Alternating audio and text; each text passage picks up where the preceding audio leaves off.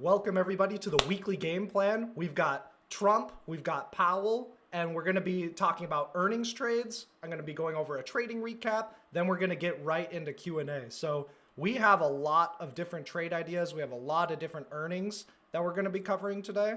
But basically, this is what we have on deck. We got Starbucks, we got Tesla, Meta, Microsoft, Intel, Apple. We got Visa, which is now a part of the banking sector, XLF. So we got a lot of interesting things to cover. It's been a few weeks since I've posted publicly to YouTube. That's because I was at a CMT conference. This is the director of the CMT Association, Tyler Wood. He was also my top sponsor, which is super exciting.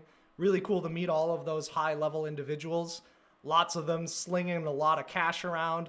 A lot of them analyzing markets at a really high level. This is the CEO of Optima, and he also taught me through the CMT curriculum, and that's Matthew Verdugo. This is also Larry Williams, and this is super cool. They are the Charles Dow Award winners, so they won the best technical analysis research. It's an award for the best technical analysis research in the world, which is super cool. So basically, that's where I've been. We're going to recap the markets. We're going to go over what's going down, and we'll maybe get into some trade ideas. Actually, we will get into some trade ideas. And again, this will be posted publicly to YouTube, so have fun with it. Okay, so let's get into it. S&P 500, having a nice strong week, actually getting to new all-time highs. So now the question is, okay, are we going to continue to make new all-time highs from here? We are a bit extended from the lows, so it's totally normal to go sideways or even pull back. As long as the SPY is really above like 600, the short-term uptrend is really intact, even above like 590 to 585. So 590 would kind of be a good area to potentially buy the dip. And when I say buy the dip or buy, sell, or anything like that, please remember that this is for educational purposes only. You know, I don't know you, your risk tolerance, your time horizon, your total assets, all those good things that should be factored in to when you're making a trading or an investment decision. Okay, so this is just all for educational purposes. I'm just drawing on some charts. I will tell you what I'm going to do and what I'm doing, but that's pretty much it. So S&P 500, we do have FOMC on Wednesday. Most likely, Jerome Powell is going to leave rates unchanged. I know that Trump wants lower interest rates. And just remember, lower interest rates tends to spur demand in the economy because businesses can borrow money at a cheaper rate, and that can be a multiplier in the GDP. But because of that, the downside is inflation can potentially ramp back up if you lower interest rates too fast. Okay, so that's just the broad market. Keep an eye on it. You know, we can take a look at QQQ, the NASDAQ. Did not make an all-time high, but it is kind of basing out sideways. There's a bullish breakout over 534. You know, if we break underneath Friday's low, we could fill the gap maybe down to like 524.74. There's going to be a lot of push-pull on the QQQ because there's going to be FOMC. We're going to have Apple earnings, Meta earnings, Tesla earnings, Microsoft earnings. All of those earnings reports, depending on how they go, can push it up, push it down. So just be mindful that this week, maybe we see a little bit of a pullback first, and then maybe depending on how FOMC goes, if we pull back in the middle of the week and FOMC dumps it, then I would do something like write bullish put credit spreads. And that just means, hey, if there's any bounce or if the QQQ can stay above a certain level, I'll collect the max profit on that. So that's just a quick little trade idea. I can go into the specifics of that later. SMH, the semiconductor ETF. Yeah, I know, right? Good comment, Ethan. So last time on the FOMC, the market had one of its biggest drops. And this was in the last 90 minutes of the day. You know, from the high to the low, the market dropped 3.5%. That definitely could happen again. It could also do the same thing to the upside, or it could have a muted reaction. You really have to take it candle by candle, minute by minute, hour by hour. And you got to look at those key levels. And you got to look at intermarket analysis. You know, what are the bonds doing? What are the interest rates doing? What's the VIX doing? So let's check out the volatility and fear index. This tells us our ranges in the market.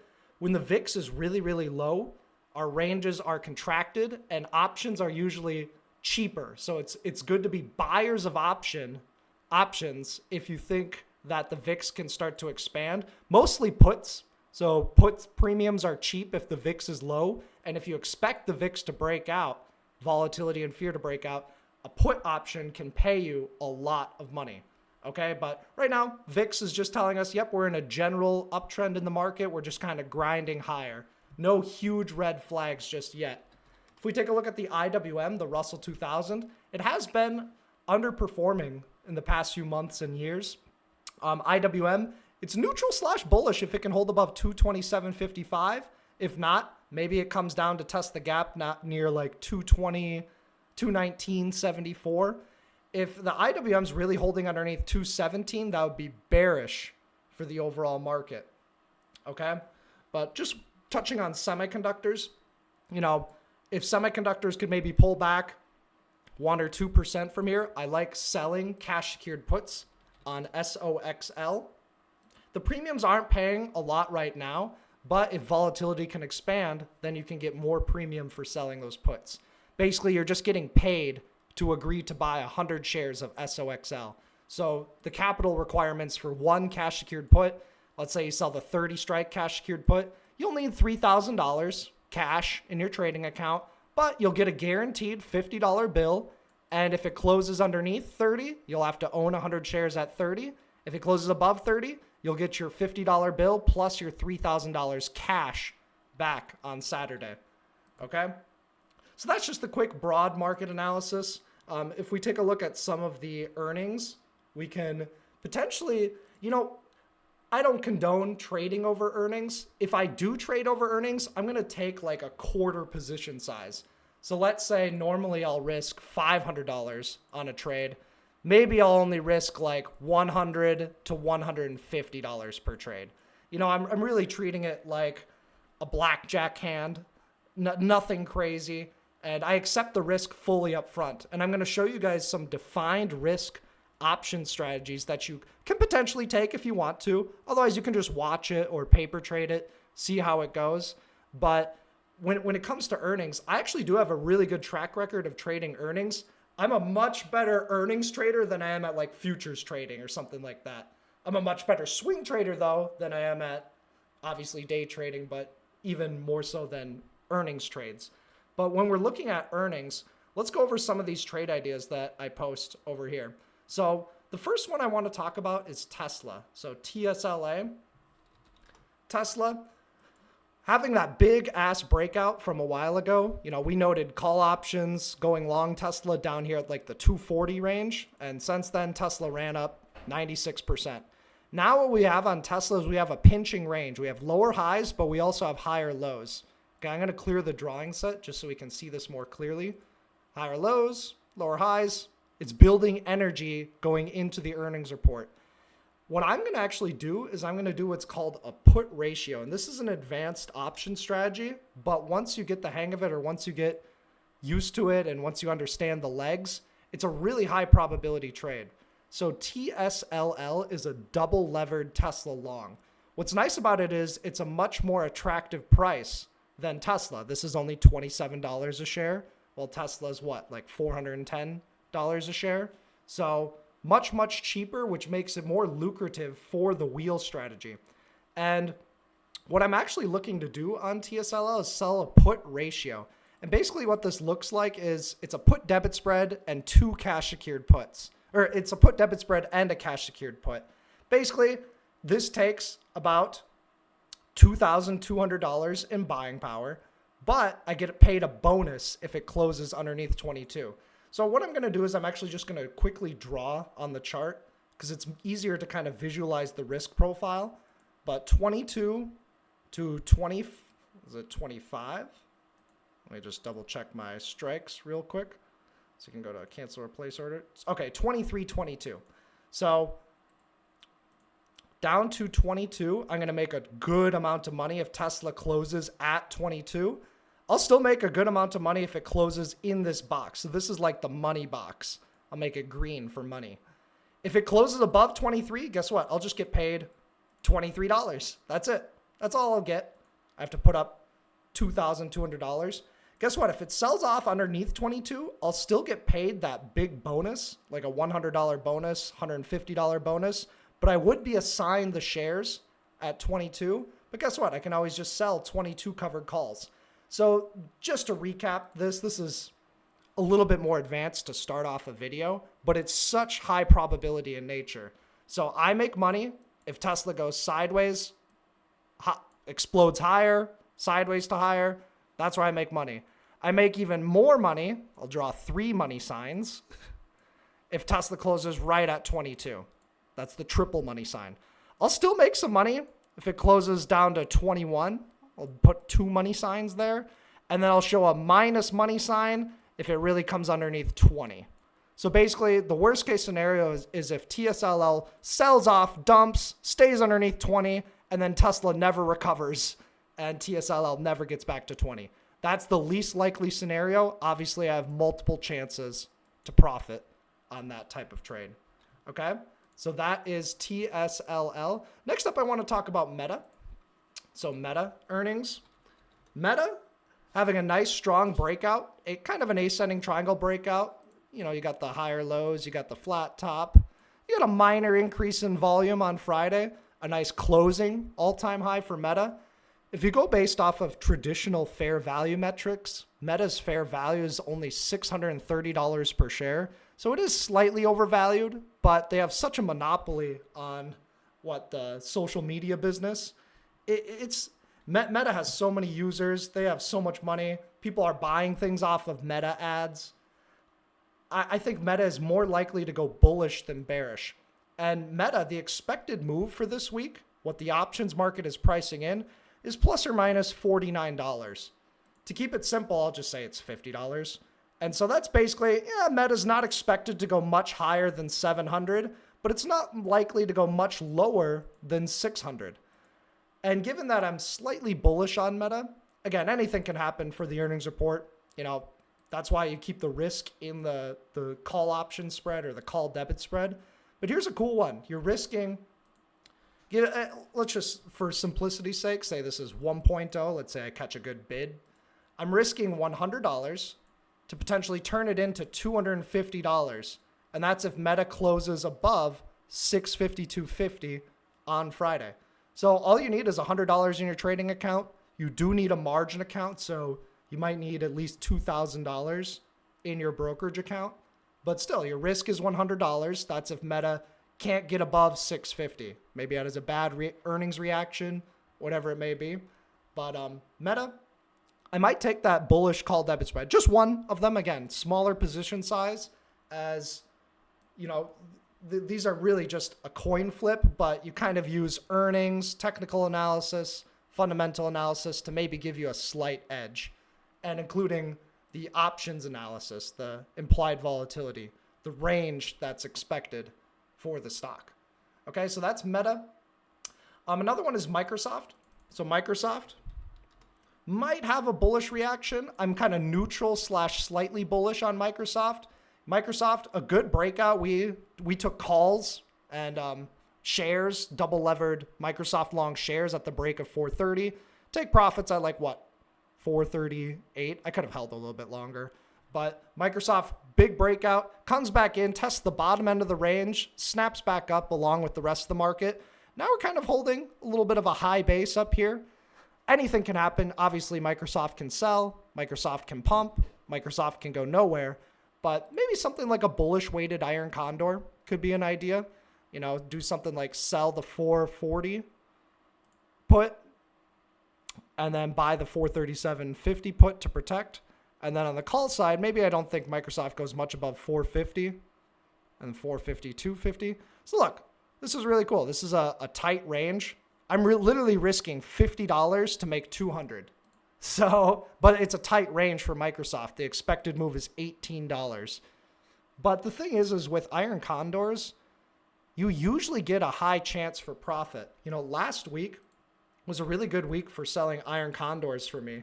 And it's so peaceful because you just wait until the end of the week to really manage the trade. I sold an Apple slightly bearish weighted iron condor, and basically Apple just went slightly bearish and stayed within the range. NDX or NASDAQ, I like trading NDX and SPX credit spreads because they have a tax advantage. So NDX and SPX, in terms of taxes, there's 60% short-term gains, and then it's 40% long-term gains. So you get a better tax rate on trading NDX and SPX. Now, the downside of trading NDX and SPX is that the liquidity is not as good as trading SPY or QQQ. The bid-ask spreads are a little bit tighter, so you're not paying as much to get in or out. With NDX and SPX, you're paying a little bit more to get in, a little bit more to get out. But if you really just set and forget some of these credit spread trades, I think you'll come out on top and save more money at the end of the year. But NDX, I noted bullish weighted iron condors. And again, NDX goes up and then it goes sideways. Boom. And we have a down day on Friday that came right back into the iron condor range. So that's why I'm noting the Microsoft iron condor, because, if we go back to this, you're risking $50 to make $200. You want Microsoft above 440, but beneath 450 on Friday. So just to recap it, here's the range, 440, 450. Here's where you'll make plus 200. If it goes too far up, you make minus 50. you lose 50. And if it goes too far down, you lose 50. Super simple trade. All you need is $50 in your trading account and a margin account to execute that trade. Okay? So that's an earnings trade idea. I might take that one just because the risk to reward is so great. I probably won't get the max profit of 200, but maybe I'll get like $100. Maybe I'll get $50. Maybe I'll only get $10. Oh well, it's $10 more than I had before, as long as it stays within that range. And guess what? Here's another benefit of an iron condor, is if it goes too far up, but then comes back in, you get the max profit. If it goes too far down, but then comes back up, you get the max profit. The worst case scenario for an iron condor is if it goes too far up and then stays up. Goes too far down, stays down. That's where you'll lose money, okay? And you'll lose the max risk, which is super cool. Another stock that I'm keeping an eye on is Intel. Intel looks more bearish than it does bullish. We've got this descending triangle going on, and Intel is one of the weaker semiconductors.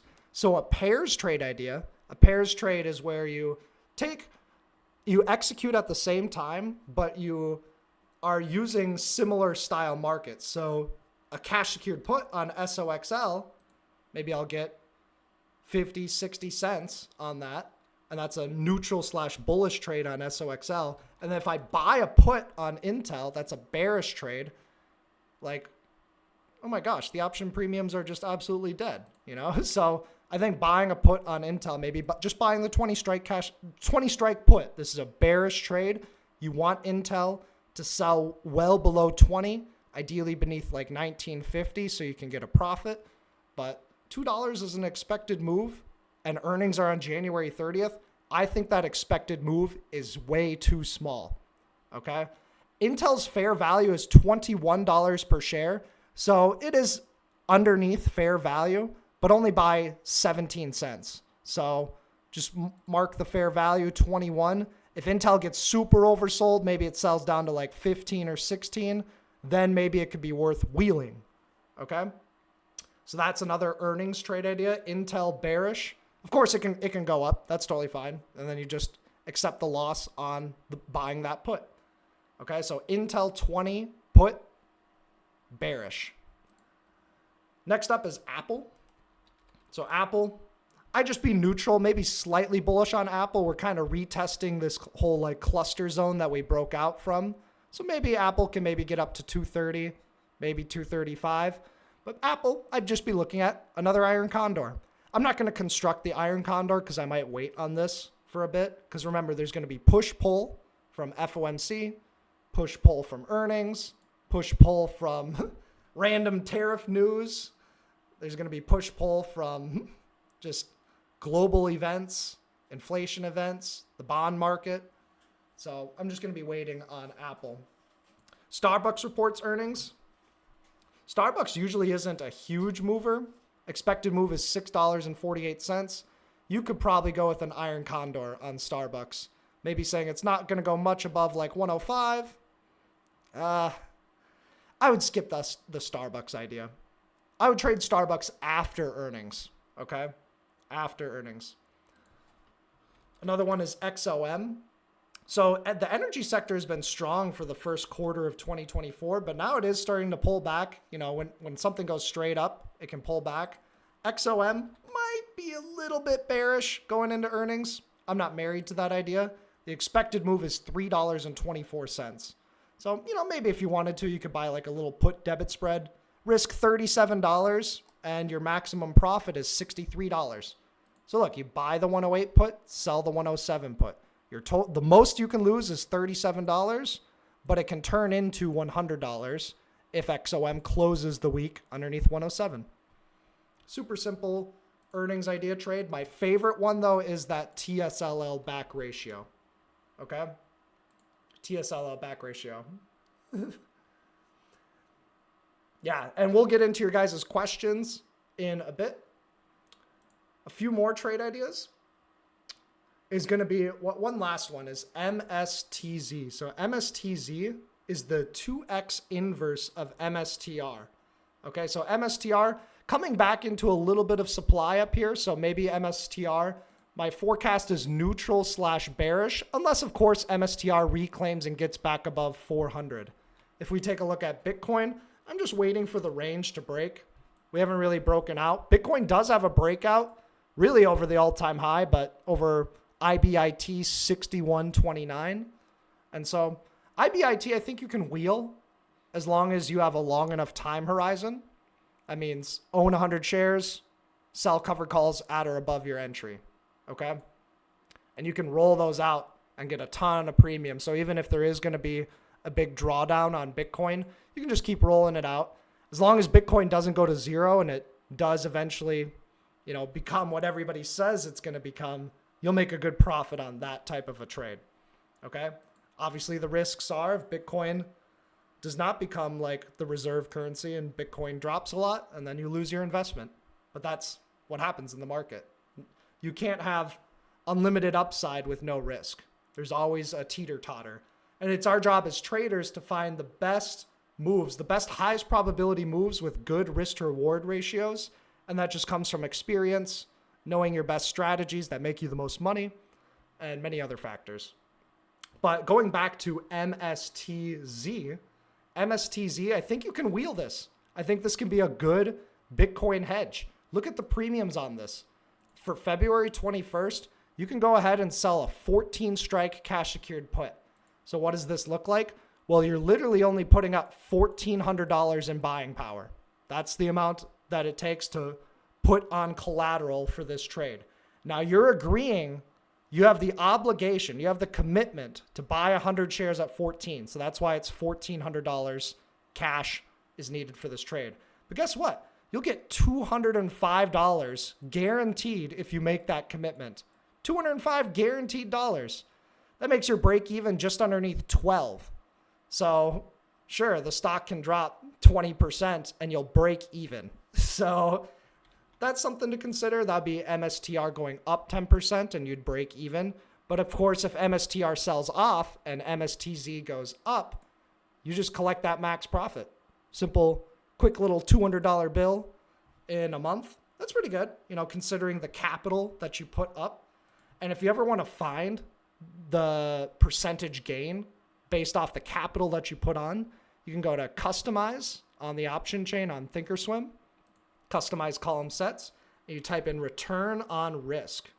Return on risk.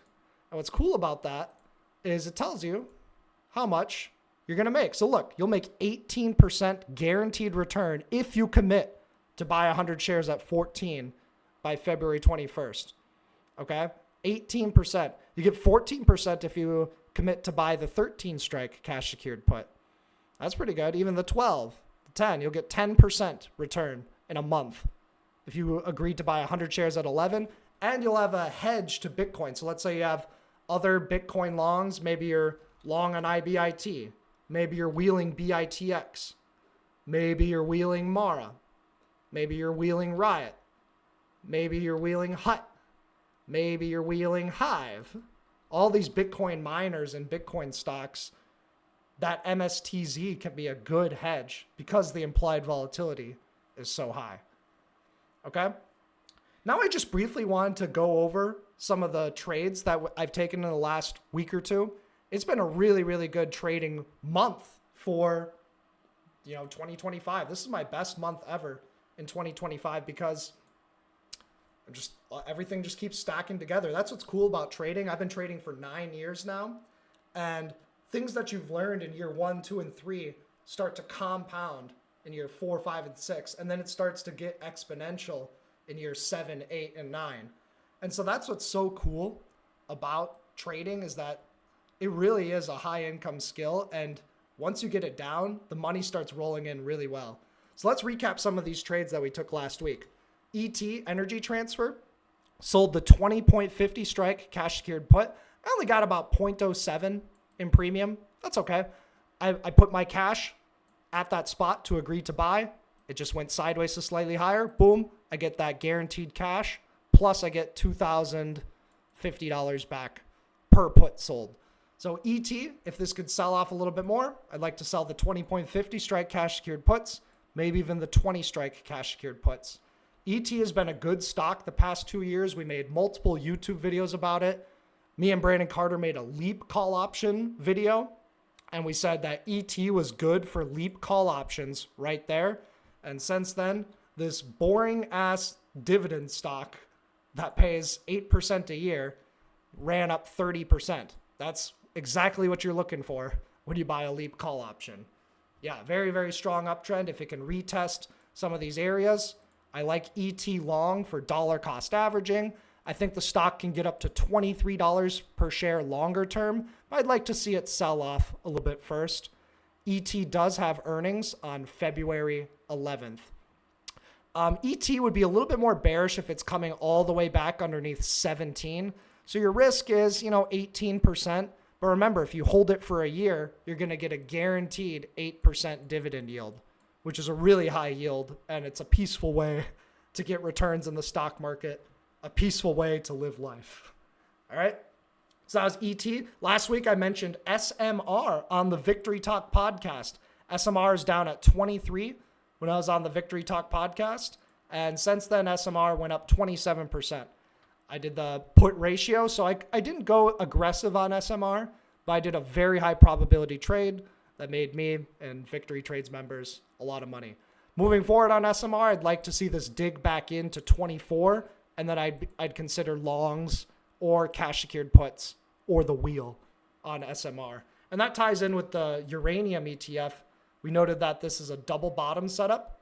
You sell off, hit a bottom, bounce, sell off, hit the bottom again. That's telling us there's a strong demand right there.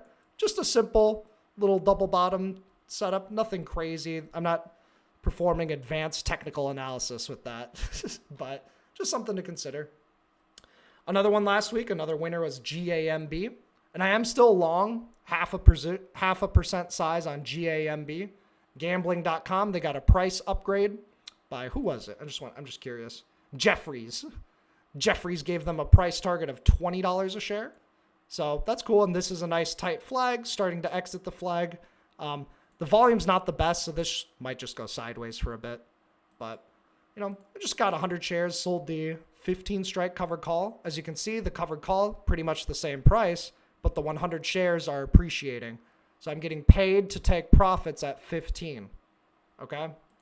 That's on GAMB.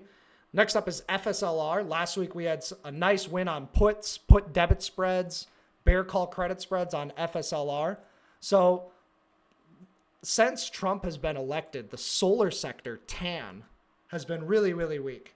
You can see a strong downtrend in TAN, lower highs, lower lows, and you can see that start to, it's just holding in this channel. Pretty much it. Lower highs, lower lows. I have to assume that trend will continue until it starts to make higher lows and higher highs and breaks the channel.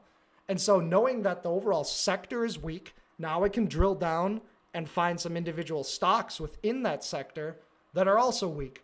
And this was FSLR. Once we started to really break underneath 186, I started getting alerts. I went short at about 175.50, so I didn't have the best location. But again, it sold off, took profits at 172. And I could have held this a little bit longer, but Some of our Victory Trades members, like if we check out, Ryan over here, he's crushing it. He made like $600 on FSLR. He's just like, you like that trade? I was like, yep, looks good to me. And like, look at this, 5.4 into 6.7, literally in about an hour and 10 minutes. So congratulations, Ryan. Ryan's been with me for over 4 years now. So he's been the longest time member that stayed with me, and he's a really good trader. Makes a good income from the markets. And he has a full-time job as well. That's what's nice about swing trading, is that you don't have to watch the markets all day, every day. You can have a full-time job and swing trade.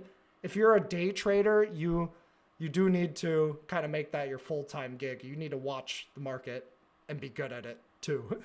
So that's FSLR. Descending triangle. I don't see any setups on this really. Sure, it could continue downward. The momentum's strong to the downside, but I don't see any more trade setups on that. Next up is Nike. So Nike last year, I bought Nike and then just set a break-even stop. The break-even stop hit. I'm glad that break-even stop hit because I saved myself all of this drawdown. Then Nike started to show some signs of demand down here. So I went long Nike at 71. Boom, you get a little pop, take profits. Longer term, Nike's fair value is $117 per share. So if you're willing to hold for a couple of years, I do think that Nike can be a decent pick. If we take a look at the Analyze tab, Nike, if we take a look at the dividend yield, it's a 1.9% dividend.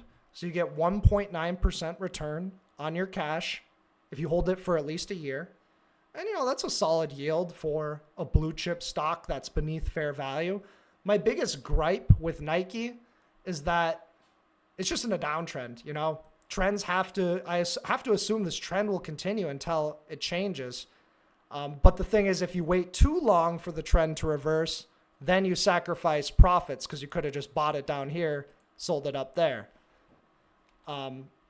But if you buy it up here at 80, which would kind of give a hint that Nike's reversing its downtrend, your margin of profit is less and your risk is a little bit more. So it's always a give and take. If you wait for all the available information to buy your stock or security, you do sacrifice some upside. Now, you don't want to just jump into something blindly because then you're taking the probability of profit may be lower because the trend may continue. Okay? So that's Nike. That was a nice good win last week, early in the week. I've been talking about NFE, New Fortress Energy, for the wheel ever since $11 a share. And even actually back down here at 10, 9, 60. So since then, the stock has gone up 63%, not to mention a 3% dividend. If this stock could maybe sell off just a little bit more, maybe come down to like 12, I like wheeling it again. I do think longer term that NFE, New Fortress Energy, can get up to $20 per share. But the risk to reward, your reward is 24%, but your risk might be 30%. So I'd like to let that come down a little bit more to give it a high probability trade. But NFE, cash secured puts, expiring for max profit.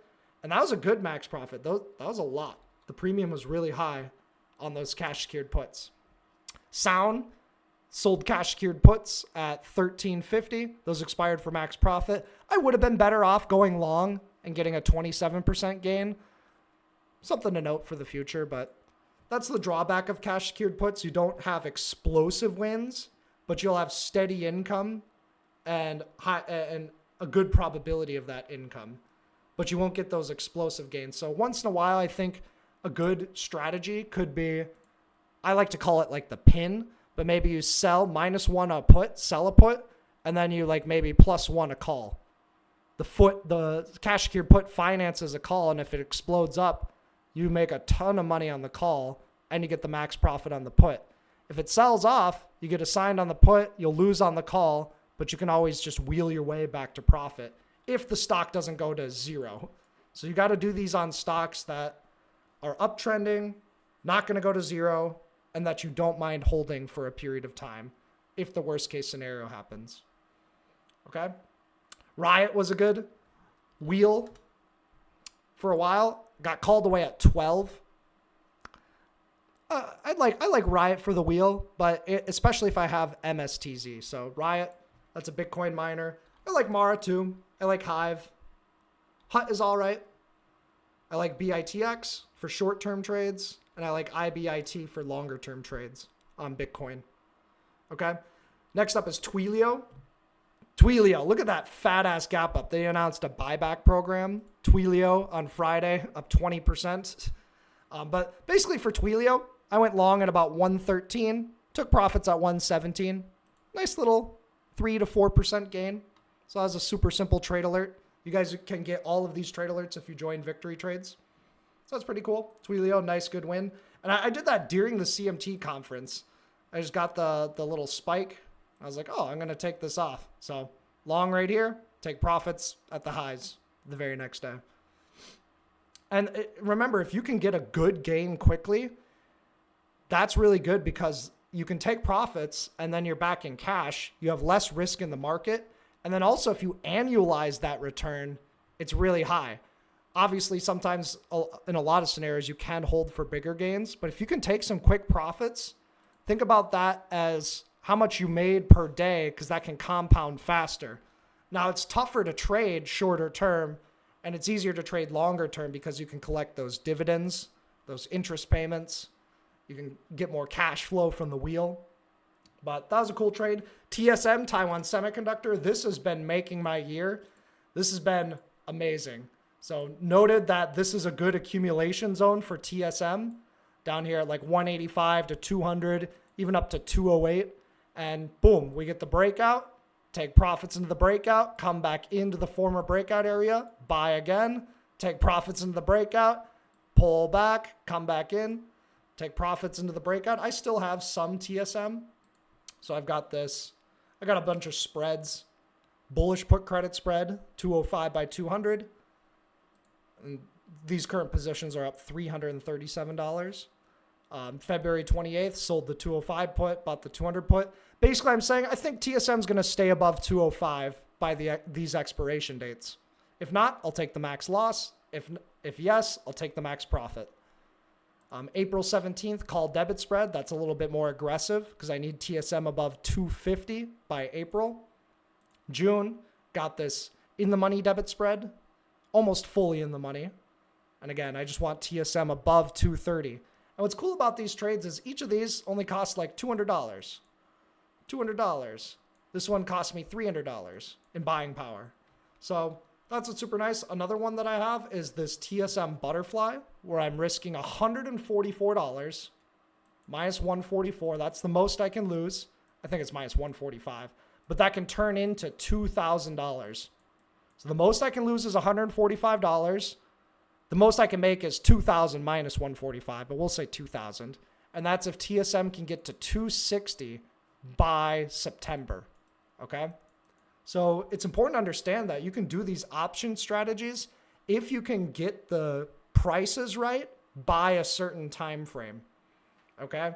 And I use the expected move and technical analysis to determine those strike prices and whether to buy or sell those calls or puts. Okay. So TSM was a nice, good win. Another one was SMTC. SMTC accumulated within this zone down at 65. I noted in trade ideas, you can add an average up over 69. Boom. Since then, SMTC goes up 22%. I like SMTC long if it could maybe come down to $70 per share. But that was a nice, good bullish put credit spread. Quick little $100 bill in like 2 days. And I only had to put up $300 in buying power, and I made $100 in 3 days. Nothing crazy, but still. And the average up made a little bit more, but that wasn't an alert. The alert was down at the best price in the consolidation zone. And lastly, Netflix. Netflix, I noted that earnings are more likely to be bullish than bearish. I did an earnings butterfly, which actually expired for a max loss. I lost $50. If you had a meteor butterfly or a bigger butterfly, I thought Netflix wasn't going to go much above 900. That was obviously the wrong case. But actually, I got the max profit on a bullish put credit spread. So I said, hey, Netflix, I think you're going to close above 850. And so because of that, I'm going to risk minus $250 to make plus $250.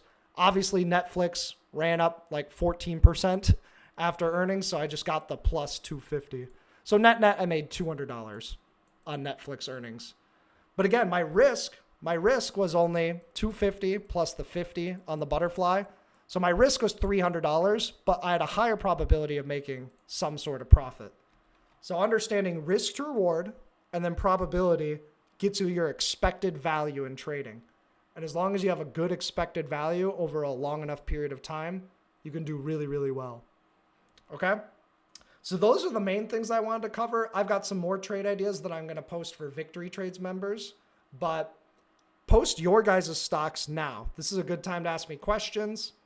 Good time to, if you got an opinion on a stock like Andre, you think Bitcoin will fall to around 80 to 85? Yeah, that's totally reasonable. I see that. You think Meta's going to do great on earnings? Currently sitting on FBL call options. Anything can happen. Just remember, like, there can be a good earnings report, and then the algos will just dump the stock. It could be priced in. They might just want to manipulate the stock lower. There could be good earnings, the stock goes up. There could be bad earnings, and the stock could go up. There could be bad earnings, and the stock could go down. It really is a gamble, but I do believe there is a bit of an edge if you study technical analysis, if you study the options chain, maybe use a little bit of AI to help confirm some of the direction. That does give just a slight edge. And I'm willing to be proven wrong in the long run if that doesn't work, but so far it's been proven right. Okay? Yeah, if I were to buy Microsoft, we wait for a pullback to 430. Yeah, that is a demand area. One thing to note when it comes to demand areas on stocks is, so 430, yes, actually that is a really good pullback zone. I like your thought process. If a level gets tested too many times, like here's a key level, let's call it like 410 on Microsoft. This is tested so many times that eventually those buy orders get used up. And then if it breaks underneath it, it can sell hard. So I don't like it if it's been used up too many times. Brandon Carter says, don't molest the move. And I agree with it. But yeah, I think that's reasonable. Another thing you could look at is maybe sell 430 bullish put credit spreads.